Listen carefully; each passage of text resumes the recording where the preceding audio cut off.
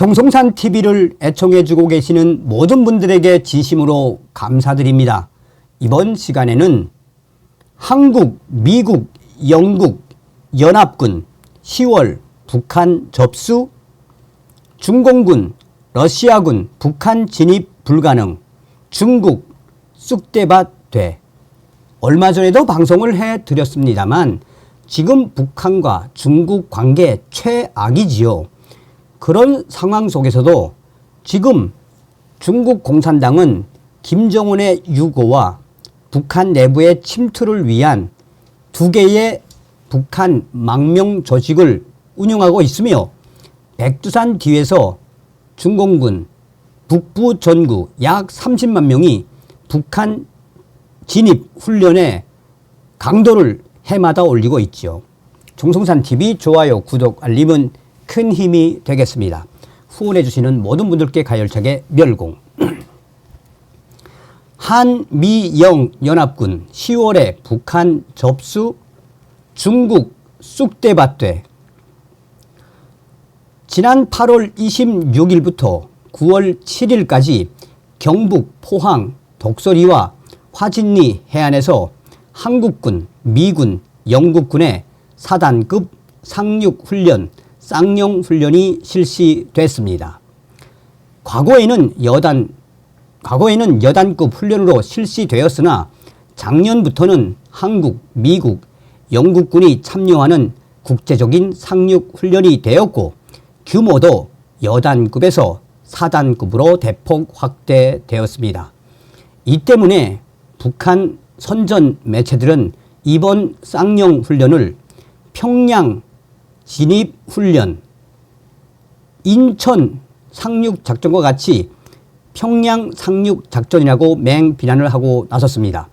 훈련에 참가한 병력의 수는 정확하게 알 수 없으나 4단급 훈련이면 대략 1만 명에서 2만 명이 훈련에 참가한 것이며 함정 40척, 항공기 40대, 수륙 양용장갑차 40대가 훈련에 참가한 것으로 알려지고 있습니다.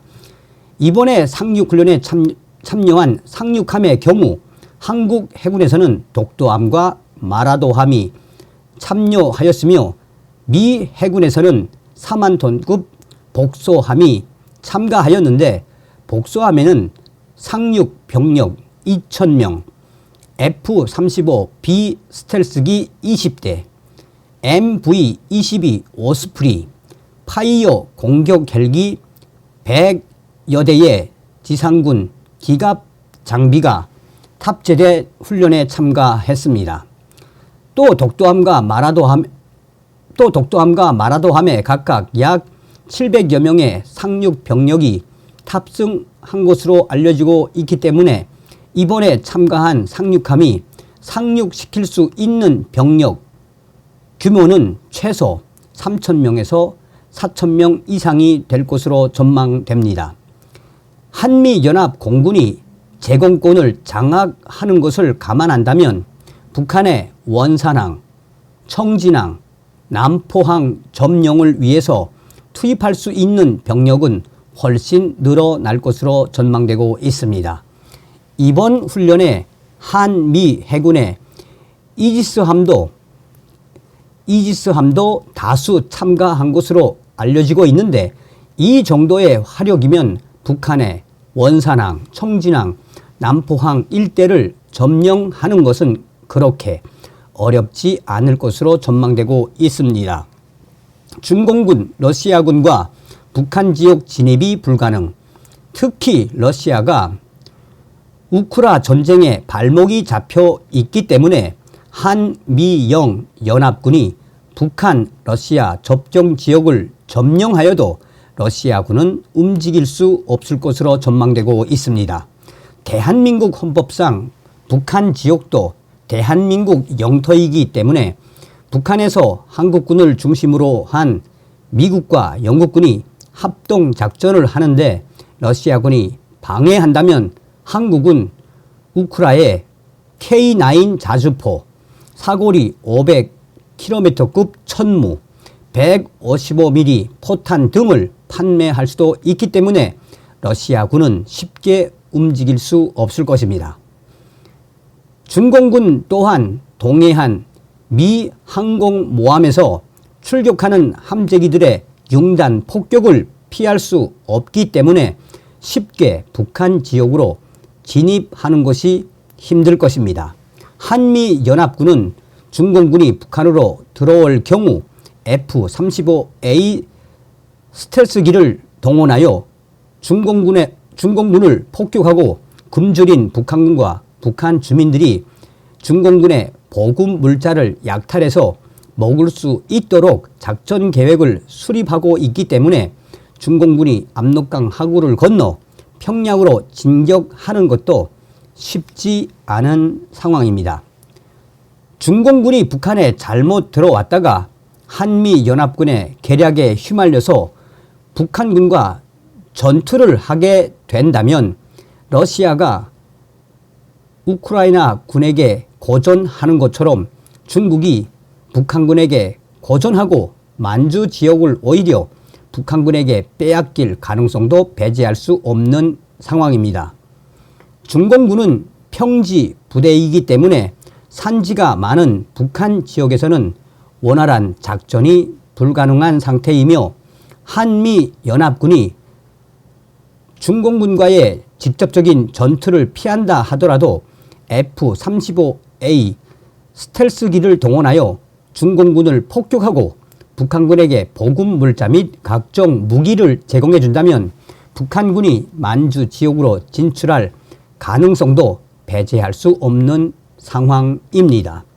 한국은 이미 중국 저력을 타격할 수 있는 현무 시리즈 미사일을 보유하고 있기 때문에 중공군이 대한민국을 직접 공격하기 어려우며 한미연합군이 북한 지역 상공의 제공권을 장악하고 끊임없이 무기 및 물자를 북한 지역에 공급만 해주면 100만 북한군 전체를 중공군과의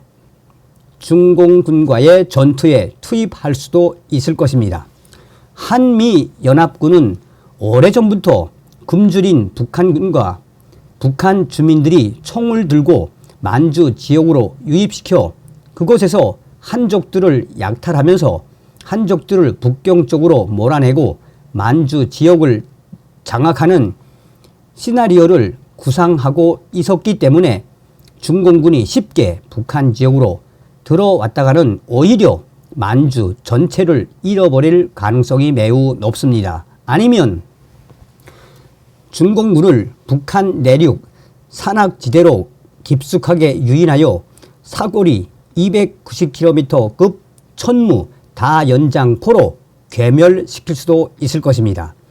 중국이 자칫 잘못하여 대한민국과의 전쟁을 벌이게 된다면 한국에서 중국으로 수출하는 반도체 및 각종 첨단 제품의 공급이 끊어지게 되고 한국의 독자적인 핵무장을 막을 길이 없어지게 될 것입니다. 그리고 화가 난 한국군이 KF-21 전투기를 1개월에 10대에서 20대씩 생산하여 필리핀과 베트남에 대량 공급할 수도 있고 베트남군의 K1 계열의 전차와 K55 자주포 수백 대를 한꺼번에 제공할 수도 있습니다.